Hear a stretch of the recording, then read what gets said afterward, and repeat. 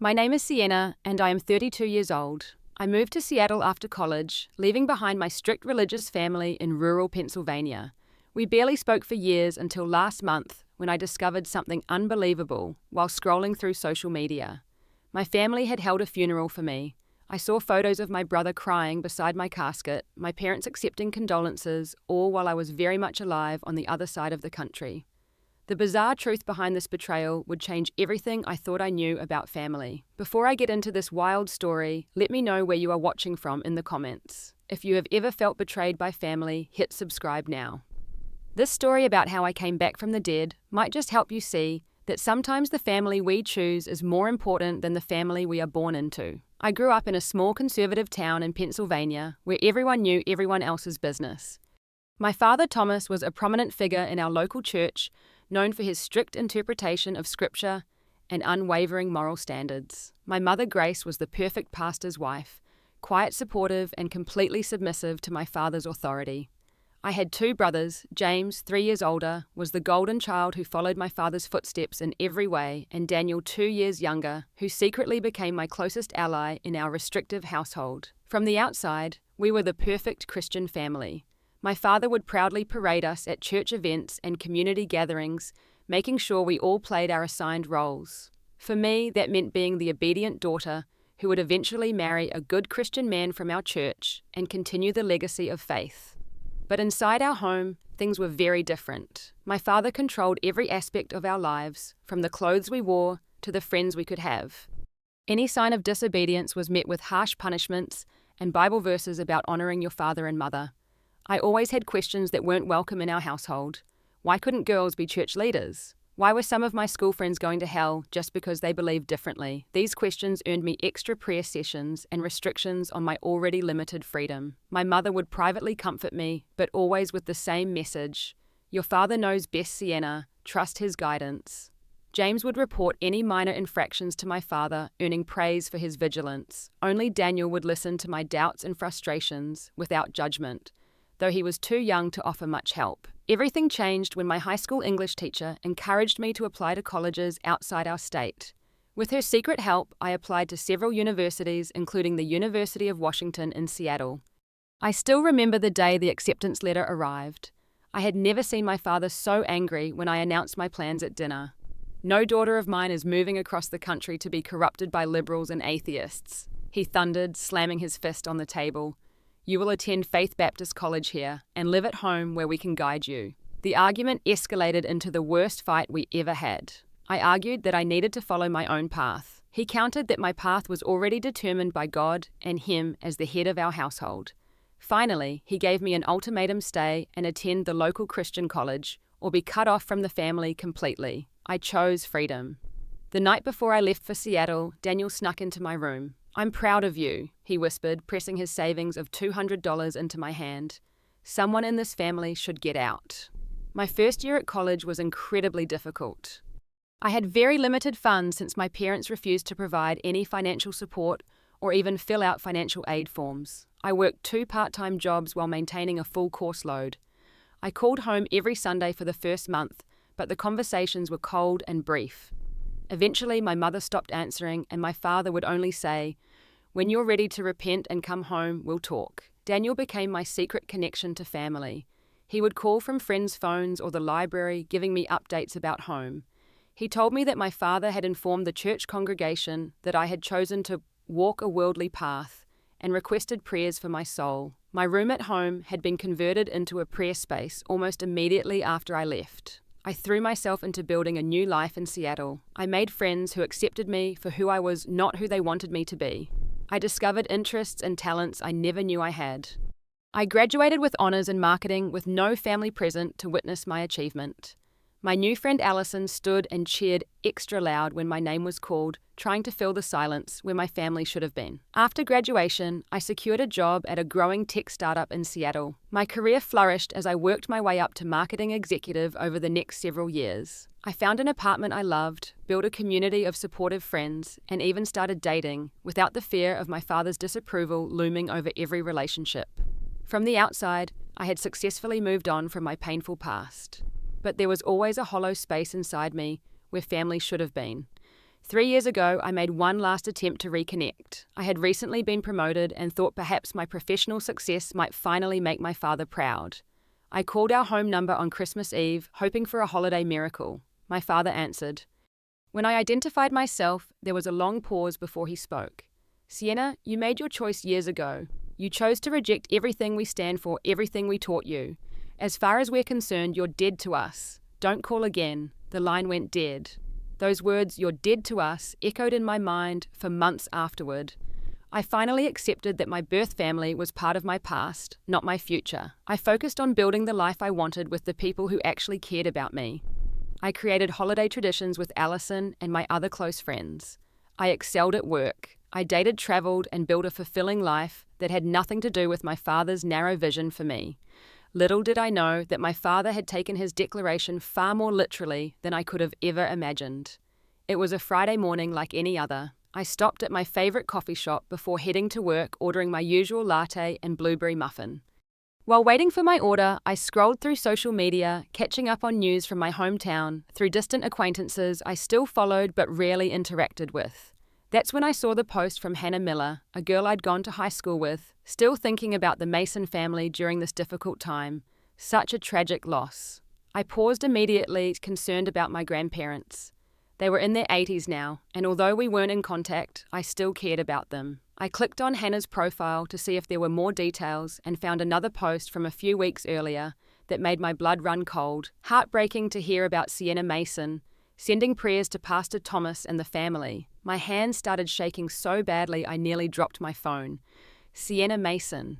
Me. They were talking about me. I frantically searched for more information and found a link to our hometown funeral home's website. And there it was, my obituary. According to the solemn black and white page, Sienna Faith Mason had died 2 months ago in a tragic car accident while traveling in California. There were details about my life, mostly fabricated, claiming I had been doing missionary work after college and was called home to the Lord while serving others. Below the obituary were photos from the funeral service.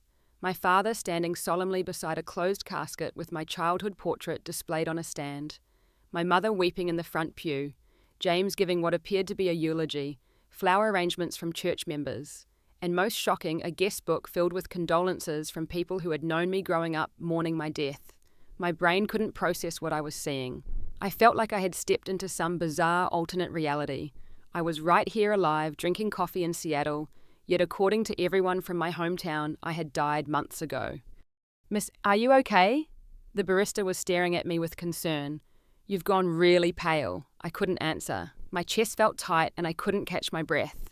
The coffee shop started spinning around me. The next thing I knew, I was sitting on the floor with the barista fanning me with a menu and asking someone to call an ambulance. "No ambulance," so I managed to say.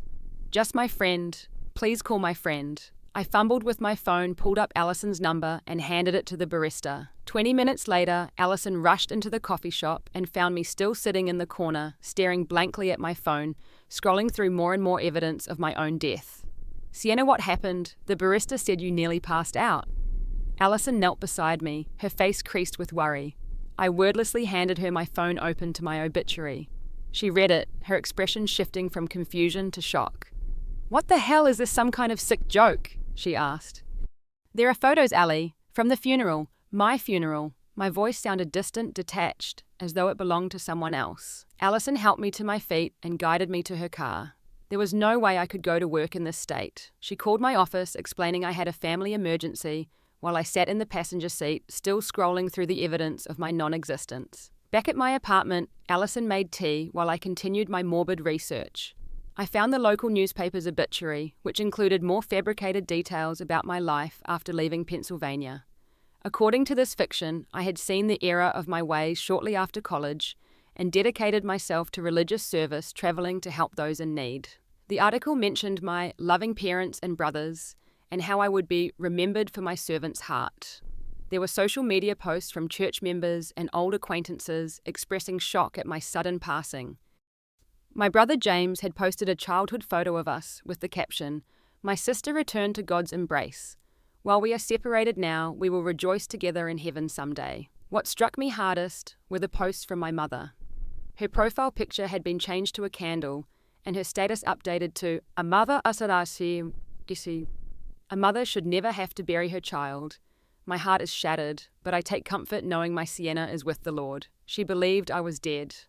My own mother thought I had died. Ali, they think I'm actually dead. I whispered, tears finally coming as the shock began to wear off. Not just dead to them emotionally or spiritually or whatever. They think I'm physically dead. They buried me. But how? Why, this doesn't make any sense, Alison said, taking the phone from my hands and setting it aside. Who would do something like this? The answer came to me with absolute clarity: my father. The man who had told me I was dead to us had taken his declaration to its logical extreme. I broke down completely, then huge racking sobs that felt like they were tearing me apart. What does it mean when your own family erases you so completely? They would rather pretend you died than acknowledge your actual existence. Who was I if the people who gave me life had symbolically taken it away? I called in sick to work for the next 3 days. How could I possibly sit through marketing meetings and client calls when I was trying to process the fact that I was legally dead in my hometown? Alison stayed with me, sleeping on my couch and making sure I ate something, even when the thought of food made my stomach turn. We need to figure out exactly what happened, she said on the second day, opening a notebook. Let's create a timeline and gather all the information we can. I nodded numbly. The practical approach gave me something to focus on besides the overwhelming emotions. First, we called the funeral home with Alison posing as a distant cousin who couldn't attend the service. The receptionist was sympathetic and confirmed that, yes, they had handled the funeral service for Sienna Mason about 2 months ago. When Alison asked about burial details, the woman explained that the body was cremated after the service, as per the father's instructions. The father handled all the arrangements, she added. Paid in cash too. Unusual these days, but we were happy to accommodate during such a difficult time. Next, we pieced together a timeline based on social media posts and the obituary dates. According to our reconstruction, my death had been announced about 2 months ago. The funeral was held 3 days later, quite rushed by normal standards. The first social media condolences appeared the day after my father must have announced my passing. I did a web search about the legality of faking someone's death. This has to be illegal, I said to Alison. Identity theft fraud something. We should talk to Taylor, Alison suggested, referring to our lawyer friend. This could have serious implications for your legal status, your credit, everything. Taylor came over that evening after work, bringing takeout food and her legal expertise. She listened to our explanation with growing concern. This is unprecedented, she said finally. Obviously, it's fraudulent to report someone as dead who isn't, but the bigger concern is what this means for your identity. Have you checked your credit reports, your bank accounts? I hadn't even thought about the practical implications. With Taylor's help, I immediately ran credit checks and reviewed all my financial accounts. Surprisingly, everything seemed normal. No suspicious activities, no attempts to access my accounts or take out credit in my name. That's actually more concerning, Taylor said. It means this wasn't about financial gain. Your father created an elaborate fiction for some other reason. My initial impulse was to confront my family, immediately call them, or better yet, show up on their doorstep and demand answers. Alison urged caution. You need to think about what you want out of this confrontation, she said. And honestly, Sienna, I'm worried about your mental health. This is trauma on top of old trauma. She was right. The discovery had reopened all the old wounds from my family's rejection, but now with a bizarre new twist that made me question everything about my relationship with them and even my own identity. At Alison's insistence, I scheduled an emergency appointment with Dr. Morgan, a therapist I had seen briefly after the final phone call with my father 3 years ago. Dr. Morgan listened carefully to my story, her face betraying only slight surprise at the extraordinary circumstances. What you're experiencing is a complex trauma response, she explained. Beyond the shock of the discovery itself, the situation touches on deep issues of identity and existence. Your family of origin has symbolically erased you. That's profoundly destabilizing to your sense of self. We discussed coping strategies and the importance of leaning on my support system. Dr. Morgan also recommended scheduling regular sessions to help process what was happening as it unfolded. Before you confront your family, you need to be very clear about what outcome you're hoping for, she advised, echoing Alison's concern. Closure, legal recourse, reconciliation, understanding your own goals will help you approach this from a place of strength rather than just reaction. I spent that evening thinking about her question. What did I want? Justice? Certainly. Answers? Definitely. But most of all, I needed to understand why. Why would my family go to such extremes? There was one person who might help me understand my younger brother, Daniel. We hadn't spoken in over a year, not out of animosity but simple drift. Our last few conversations had been brief and increasingly awkward, as though he was holding something back. Now I wondered if he had known about this charade. I tried calling his cell phone, but it went straight to voicemail. I left a message asking him to call me back urgently without explaining why. I tried again several times over the next day, then sent text messages. They showed as delivered but remained unread. My anxiety increased with each failed attempt at contact. Had something happened to Daniel too? Had he been cut off like me? Or worse, was he part of this deception? By the 5th day after my discovery, I had made up my mind. I need to go there, I told Alison. I need to see them face to face and get answers. Then I'm coming with you, she replied without hesitation. You shouldn't face this alone. We booked flights to Pennsylvania for the following day. As I packed an overnight bag, I felt a strange mix of dread and determination. I was going back to confront the people who had declared me dead and to find my brother who seemed to have disappeared. Most of all, I was going to reclaim my existence. The flight to Pennsylvania felt both too long and too short. Every minute brought me closer to a confrontation I both dreaded and needed, giving me too much time to imagine all the possible scenarios, while simultaneously not enough time to prepare for them. What if this is all some huge misunderstanding? I asked Alison as our plane began its descent. After seeing those funeral photos, not likely, she replied gently. But whatever we find, we'll handle it together. We rented a car at the airport and checked into a motel on the outskirts of my hometown, deliberately choosing an out-of-the-way place where I was less likely to be recognized. I registered under Alison's name, suddenly paranoid about using my own dead identity. Being back in my hometown after so many years felt surreal. The familiar landscape of rolling hills and farmland interspersed with small clusters of buildings seemed both unchanged and completely foreign. As Alison drove following my directions, memories flooded back, both good and painful. Let's drive by my parents' house first, I suggested. I'm not ready to confront them yet, but I want to see... I didn't finish the sentence. See what that life had continued without me, that my death hadn't left a visible mark on the place I grew up. Alison nodded, understanding what I couldn't articulate, and turned onto the street where I'd spent the first 18 years of my life. As we approached my childhood home, I instinctively slouched down in my seat as though my parents might look out the window and spot me. The house looked exactly as I remembered it, a neat 2-story colonial with white siding and black shutters. A well-maintained garden out front with my mother's beloved roses. My father's silver Buick was in the driveway. The normalcy of the scene hit me like a physical blow. That's my dad's car, I whispered suddenly, unable to breathe properly. He's home. Do you want to stop? Alison asked, slowing the car. I shook my head vigorously. No, not yet. I want to find Daniel first. We drove away and I directed Alison to Hartman's Hardware, where Daniel had worked part-time during high school. It was a long shot he might have moved away years ago for all I knew, but it was the only lead I had.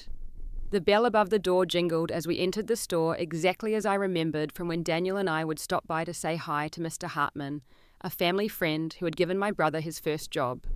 The store smelled of sawdust and paint, oddly comforting in its familiarity. A middle-aged man I didn't recognize was behind the counter. His name tag identified him as the manager, Steve. I approached cautiously. Hi, I'm looking for Daniel Mason. He used to work here a few years ago. I'm wondering if you know how I could get in touch with him. The manager looked up, then did a double take, his face draining of color as he stared at me. Jesus Christ, he whispered. You're Thomas Mason's daughter, the one who died. My heart raced.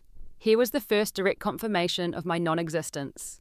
I'm Sienna Mason, I confirmed. And as you can see, I'm very much alive. I'm looking for my brother. Steve continued to stare, visibly struggling to process what he was seeing. This can't be real, he muttered. There was a funeral. Pastor Mason was devastated. The whole town came. It's a long story, I said, trying to keep my voice steady. But right now I just need to find Daniel. Does he still work here? Steve shook his head, finally seeming to accept that I was indeed flesh and blood. Daniel quit about 6 weeks ago, right after your funeral actually. Said there was a family emergency and he had to leave town. No notice, nothing. Just cleared out his apartment too, according to his landlord. My concern for Daniel increased exponentially. His disappearance so soon after my funeral couldn't be coincidence. Do you have any idea where he went? I pressed. None. He didn't leave a forwarding address for his last paycheck. Your father picked it up for him. Steve was still staring at me like I might vanish at any moment. Look what's going on here. The whole town came to your funeral. Your father gave this heartbreaking eulogy about losing his daughter. I wasn't ready to explain the situation to a stranger. It's complicated, but thank you for the information about Daniel. As we turned to leave, Steve called after us. Wait, are you going to see your parents? Because they've been through hell thinking you were dead. Your mother hasn't been the same. The guilt in his voice, as though I had somehow done something wrong by being alive, made me bristle. I'll handle my family situation, thank you. Back in the car, I was shaking. Daniel's gone. He left right after the funeral. That can't be a coincidence. Let's try to find someone else who might know where he went, Allison suggested. What about old family friends? I directed her to the home of Mrs. Johnson, an elderly widow who had lived next door to us throughout my childhood. If anyone would know the current family gossip, it would be her. She had always been kind to me, sneaking me cookies, when my father had sent me to my room without dinner for some minor infraction. Mrs. Johnson's modest bungalow looked smaller than I remembered. Her garden, once immaculately maintained, showed signs of neglect. I approached the door with trepidation, knocking softly. The door opened to reveal Mrs. Johnson, more stooped and frail than I remembered her, once dark hair, now completely white. She squinted at me through thick glasses, then let out a strangled cry, clutching at the doorframe for support. Sienna, Mason, her voice quavered. But you're not dead, I finished for her. May we come in, Mrs. Johnson, I need your help. Still visibly shaken, she ushered us into her living room, cluttered with the same knickknacks and family photos I remembered from my youth. She kept staring at me as we sat on her floral sofa, occasionally reaching out as if to touch my arm before pulling back. I don't understand, she said finally. There was a funeral. I was there. Your father was devastated. Your mother has been in and out of the doctors ever since they say her heart isn't good. Mrs. Johnson, I said gently, I never died. I've been living in Seattle this whole time. The funeral was, I don't know exactly what it was, but it wasn't real. I'm trying to figure out what happened and I'm very worried about Daniel. Do you know where he is? Mrs. Johnson's expression shifted from shock to confusion, then to a dawning horror. Oh my lord, she whispered. What has Thomas done? She revealed that after my funeral, Daniel had come to see her extremely upset. He had discovered something that had caused a huge fight with my father and James. He was so angry, Sienna. I'd never seen him like that. He said your father had betrayed everything their faith was supposed to stand for, but he wouldn't tell me exactly what happened. 2 days later, he came to say goodbye, said he couldn't stay in this town another day, that it was all built on lies. Did he say where he was going? I asked desperately. Mrs. Johnson shook her head.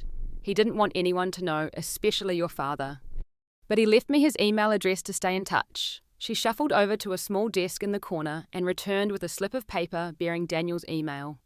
As we talked more, Mrs. Johnson filled in details about my death and funeral. Apparently my father had announced to the congregation that he had received news of my death in a car accident in California. He claimed I had been doing missionary work there after turning back to faith following my rebellious period. The funeral had been elaborate, with my father giving a moving eulogy about God's mysterious ways and the comfort of knowing I had returned to faith before my passing. The whole town was there, Mrs. Johnson said. Your mother was inconsolable. She collapsed at the cemetery and had to be taken home early. She hasn't been to church much since then, which isn't like her at all. I felt sick, imagining my mother genuinely grieving for me while I was alive and well in Seattle. And no one questioned any of this. A sudden death, a closed casket, no official notices. Your father is a respected pastor, Sienna. No one would ever think he would lie about something like this. And why would anyone question that a funeral was real? Mrs. Johnson's eyes filled with tears. What kind of man tells the world his daughter is dead when she isn't? As we were talking, Mrs. Johnson's phone rang. She answered it, then looked at me with wide eyes. Yes, Martha, I'm fine. No, I don't have visitors. She hung up quickly. That was Martha from across the street. She saw you come in and recognized you. Word is going to spread fast. No sooner had she said this than my phone pinged with a text from an unknown number. Sienna Mason, is that really you? Everyone thinks you're dead. Jake saw you at the hardware store. The small town grapevine was working at lightning speed. It wouldn't be long before my parents heard I was in town. We need to go now, I said, rising quickly. Thank you for your help, Mrs. Johnson, and for the information about Daniel. As we left, Mrs. Johnson hugged me tightly. Whatever happened with your family, I'm so glad you're alive, dear. And Sienna, be careful with your father. A man who can lie about his daughter's death is capable of anything. Back in the car, I looked at Allison. We need to go to my parents' house now before they hear I'm back from someone else. The drive to my childhood home felt like moving through a dream. Every familiar landmark we passed seemed to belong to someone else's life, not mine. By the time we pulled into the driveway, my heart was pounding so hard I could feel it in my throat. Ready? Allison asked, squeezing my hand. No, I replied honestly. But I'm doing this anyway. I walked up the front path on wooden legs, each step requiring conscious effort. At the door, I hesitated only briefly before ringing the bell. There was a long moment of silence, then the sound of approaching footsteps. The door opened, and I found myself face to face with my mother. She looked older, thinner, her once carefully styled hair now streaked with grey and pulled back in a simple ponytail. For a moment, she just stared at me, uncomprehending. Then recognition dawned in her eyes, followed by pure shock. Her face went white, and before I could say a word, her eyes rolled back and she crumpled to the floor in a dead faint. "Mum!" I cried out instinctively, dropping to my knees beside her. From somewhere inside the house came heavy footsteps. Then my father appeared in the hallway. He froze at the sight of me, kneeling over my unconscious mother. "Sienna," he whispered, his face draining of colour. For the first time in my life, I saw my father, the unwavering pillar of religious authority, look completely and utterly terrified. My mother regained consciousness quickly, but remained disoriented and trembling as we moved her to the living room sofa. She kept touching my face and hands, as if to convince herself I was real. "My baby," she whispered. "My baby girl is alive. It's a miracle." My father stood in the corner of the room, his face now composed into a careful mask that I recognized all too well. It was the expression he wore when preparing to manipulate a situation to his advantage. Truly, God works in mysterious ways, he said, his voice taking on the resonant quality he used for sermons. Our prayers have been answered beyond our wildest hopes. "Stop it," I said sharply. "This isn't a miracle and you know it. I was never dead. I want answers, Dad. Why did you tell everyone I died? Why did you hold a funeral for me?" My mother's confused gaze darted between us. "Thomas, what is she talking about? You said we received a call from the authorities in California." "Christian." So my mother had genuinely believed I was dead. That answered one of my questions, but opened up so many more. There was no call from California, I said gently to my mother, then turned a harder gaze on my father. "Was there, Dad?" My father's jaw tightened. "Sienna, you've clearly been through some kind of breakdown. Your sudden appearance after all this time, these wild accusations. Perhaps we should call Dr. Whitman to examine you." "I am not having a breakdown," I said firmly. "I've been living in Seattle working at the same company for years. I have an apartment, friends alike that would have been easy to verify if anyone had actually tried to confirm my death. But no one did because you made sure of that, didn't you? You controlled the narrative, just like you've always controlled everything." "Thomas, what is going on?" My mother's voice was gaining strength, confusion giving way to suspicion. "Grace, please rest. Your heart," my father began. "Don't you dare use my health to avoid answering questions," my mother snapped with unexpected force.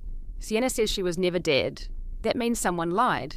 Did you lie to me about our daughter's death, Thomas?" The direct question from my normally compliant mother seemed to throw my father off balance. He paused, visibly calculating his next move. "The situation is more complex than either of you understand," he said finally. "Then explain it," I demanded. "Explain why there are funeral photos of me online. Explain the obituary. Explain why our entire hometown thinks I died in a car crash." My father paced the room, hands clasped behind his back, like he was preparing to deliver a particularly difficult sermon. "After our last conversation, when you refused to return to the faith, I told you that you were dead to us. Do you remember that, Sienna?" "Of course I remember. It was the last time we spoke. From a spiritual perspective, it was the truth. Your soul was lost to us, but people in the congregation kept asking about you, wondering why you never visited, why we never spoke of you. It created questions about my leadership." I stared at him in disbelief. "So you told them I was dead because it was embarrassing to have a daughter who left the church." "It began as a small suggestion," he admitted. When Sister Patterson asked after you, I said we had received bad news and needed prayers. I intended only to imply that you had fallen further from grace. But she assumed I meant you had passed away, and the sympathy I received was powerful. It unified the congregation around our family. One small misunderstanding became difficult to correct without admitting to a lie. So you just went with it, Allison interjected, unable to remain silent any longer.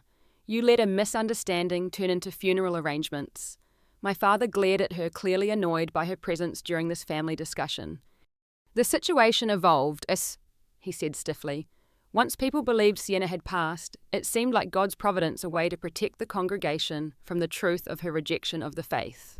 You planned an entire funeral, I said, my voice shaking with rage and disbelief. That goes way beyond letting a misconception stand. The congregation needed closure. Your mother needed closure. At this, my mother made a choking sound.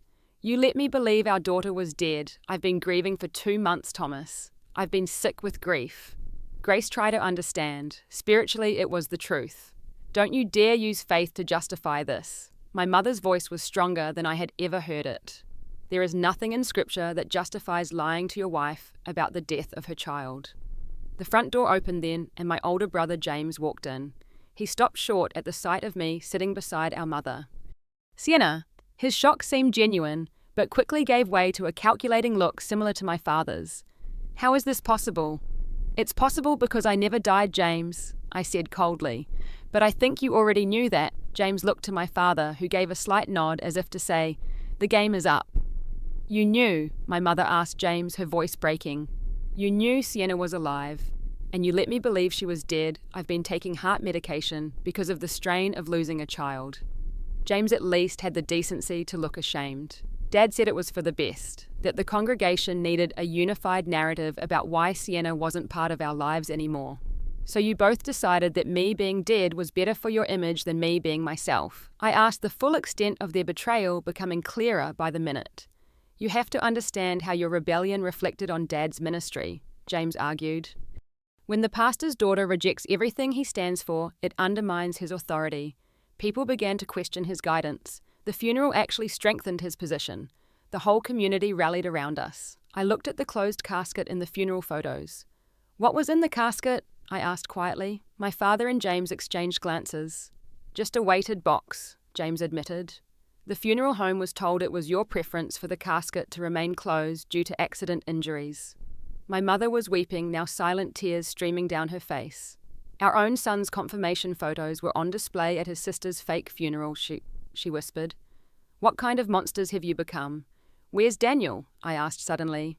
Mrs. Johnson said he left town right after my funeral, that he had a huge fight with both of you. Another loaded glance passed between my father and James. Daniel discovered some inconsistencies in the story, my father said carefully. He found the draft of the obituary on my computer before it was published. He threatened to expose everything, James added. Said he would tell the whole town you were alive, that it was all a lie. So what did you do to him? I demanded, a cold fear spreading through me. Nothing drastic, my father said defensively. I simply offered him an opportunity to start fresh somewhere else, a generous sum to relocate and keep family matters private. You paid off your own son to cover up your lie. I was beyond shocked now into some new territory of horrified disbelief. I protected this family and my ministry, my father insisted.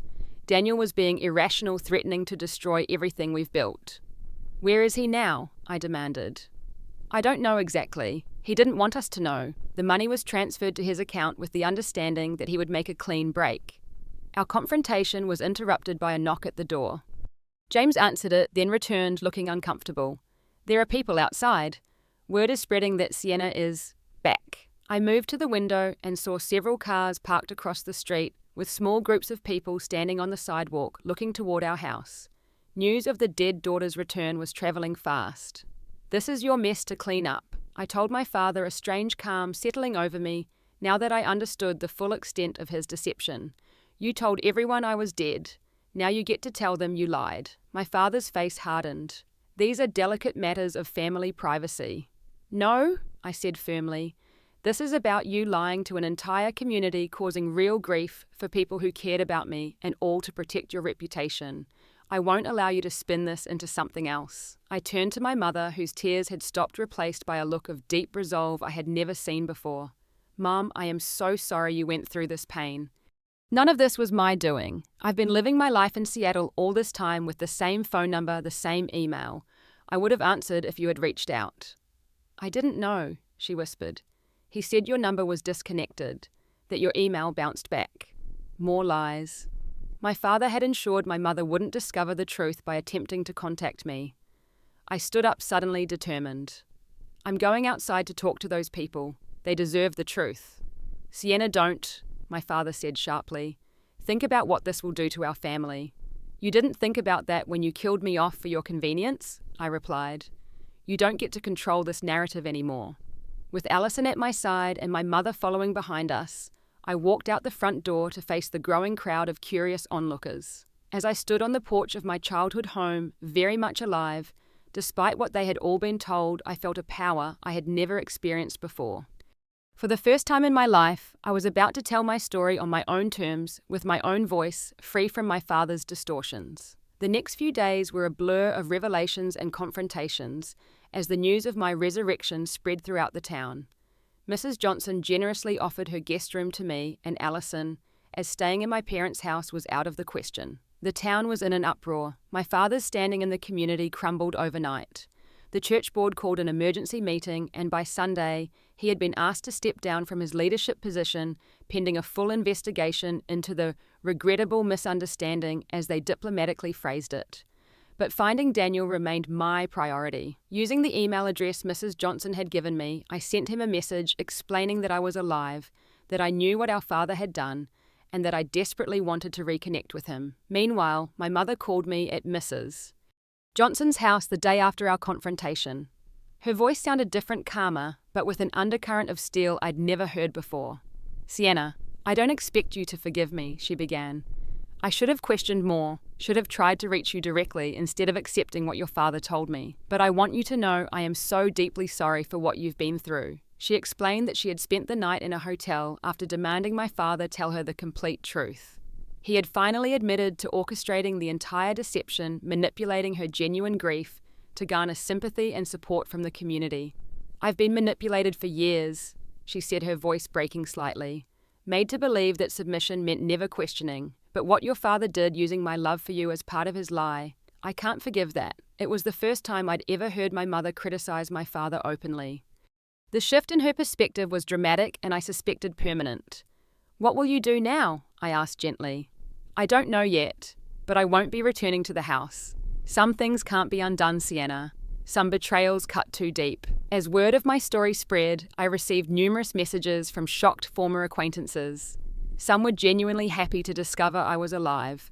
Others seemed almost disappointed that the dramatic tragedy they'd participated in had been a fraud. A few even suggested I should have stayed away to protect the community's faith, which told me everything about why I'd left in the first place. Still no word from Daniel, though. I checked my email, obsessively hoping for a response. When none came after 2 days, I decided to take more direct action. I need to track him down, I told Allison as we had breakfast at Mrs. Johnson's kitchen table. The email might not be active anymore. How? She asked practically. We don't even know what state he's in. I thought about what Mrs. Johnson had told us. Daniel had left town immediately after confronting our father, which meant he'd left in a hurry. People who leave quickly often leave traces. We need to check his credit card activity, I decided. With help from Taylor over the phone, we searched online for financial tracking services that might help locate Daniel through recent purchases. After several dead ends and false starts, we found a hit. Daniel's credit card had been used at a coffee shop in Chicago just 3 days earlier. Chicago, I said, relief washing over me. He's in Chicago. Within hours, we had booked flights, thanked Mrs. Johnson for her kindness, and were on our way to the airport. My mother came to say goodbye, hugging me tightly with promises to stay in touch regardless of what happened next with my father. In Chicago, we rented another car and checked into a hotel downtown. Using the credit card information we had identified 3 recent locations where Daniel had made purchases: a coffee shop called Urban Grind, a grocery store, and a takeout place. All were within a few blocks of each other in the Lakeview neighborhood, suggesting he lived nearby. We started at the coffee shop, a cozy place with exposed brick walls and mismatched furniture. I approached the counter with Daniel's photo on my phone, heart pounding with hope. "Excuse me, I'm looking for my brother." I explained to the barista, a young woman with pink hair and multiple ear piercings. "He comes here sometimes. His name is Daniel." She glanced at the photo and immediately nodded. "Sure, tall guy, keeps to himself, but always tips well. He usually comes in mornings around 8. "Do you know where he lives?" I asked, trying to contain my excitement. "Not exactly, but I think it's that apartment building across the street. I've seen him going in there a few times." We spent the rest of the day watching the building from the coffee shop, hoping Daniel might appear. As evening approached with no sign of him, I was beginning to lose hope. "Let's check the takeout place," Allison suggested. Maybe they deliver to his apartment and would have an address. The small Thai restaurant was just closing when we arrived, but the owner was sympathetic to my story of trying to find my brother. He checked his delivery records and confirmed that yes, Daniel Mason had ordered food delivered to an apartment in the building across from the coffee shop, apartment 3B. Standing outside apartment 3B, I hesitated, suddenly nervous. What if Daniel had been part of the deception all along? What if he had taken our father's money willingly and wanted nothing to do with me? "He's your brother," Allison reminded me gently. "And from what everyone has said, he was the one who tried to expose the truth." I knocked. There was a long pause, then the sound of approaching footsteps. The door opened, and there was Daniel, looking older and more tired than when I'd last seen him, but unmistakably my little brother. His eyes widened in shock, then filled with tears. "Sienna, you're really here." "I'm really here." I confirmed, my own eyes welling up. He pulled me into a fierce hug, holding on as though I might disappear if he let go. Over his shoulder, I could see into his small apartment. Simple furnishings, boxes still unpacked, the temporary living space of someone who had left in a hurry. When we finally separated, Daniel ushered us inside, still looking at me like I might be a dream. "I sent you an email yesterday," he said. "I finally worked up the courage to tell you what Dad did. I was so afraid you'd think I was crazy." "I never got it," I explained. "But I found out anyway. When I discovered what happened, finding you was my priority." Over cups of tea at his small kitchen table, Daniel told us his side of the story. He had accidentally discovered the draft obituary on our father's computer while helping him with a technical issue. Confused and horrified, he had confronted our father, who initially tried to pass it off as a spiritual exercise. "But then I found the funeral home receipts," Daniel continued, "and communications with the newspaper. It was all planned out, meticulously detailed. When I threatened to expose him, to call you directly and then tell everyone the truth, he and James tag-teamed me. Said I would destroy the family, ruin Dad's ministry, devastate Mom's health beyond recovery." Daniel had stood his ground until our father made him an offer, a significant sum of money to relocate and stay silent. "He called it a fresh start grant, like he was doing me a favor," Daniel said bitterly. "I took the money and left, but not because I agreed to stay silent. I just needed to get away to process what kind of family would do something like this." "Why didn't you contact me right away?" I asked. Daniel looked down, shame evident in his expression.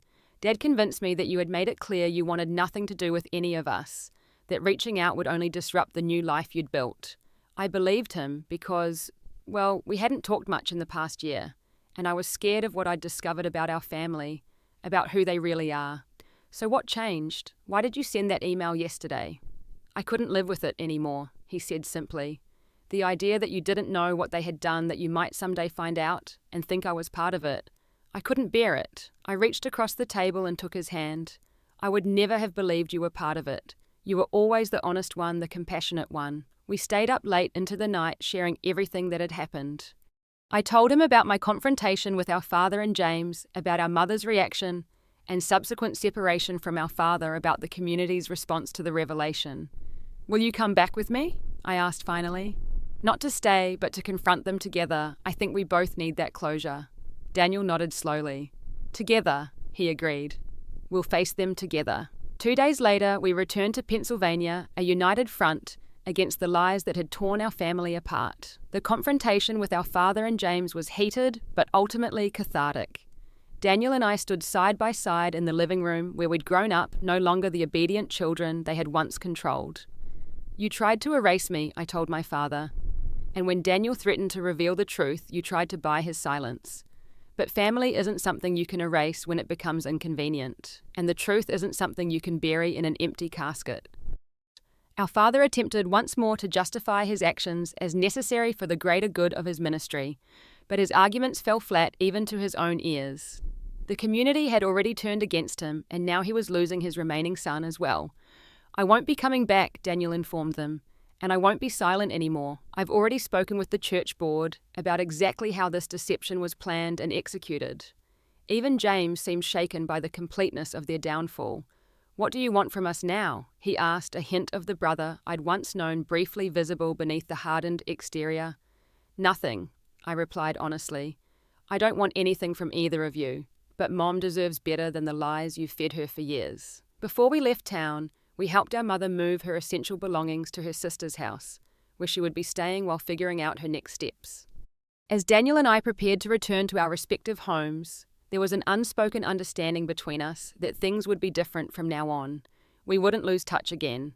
"They tried to bury you," Daniel said as we parted at the airport, "but they didn't realize you were a seed." For the first time since discovering my own funeral, I smiled a genuine smile. My family had held a funeral for me while I was still alive, but in trying to erase me, they had only revealed their own spiritual death instead. 6 months have passed since I discovered my own funeral. Back in Seattle, my life has found a new rhythm, different yet familiar, like a favorite song played in a new key.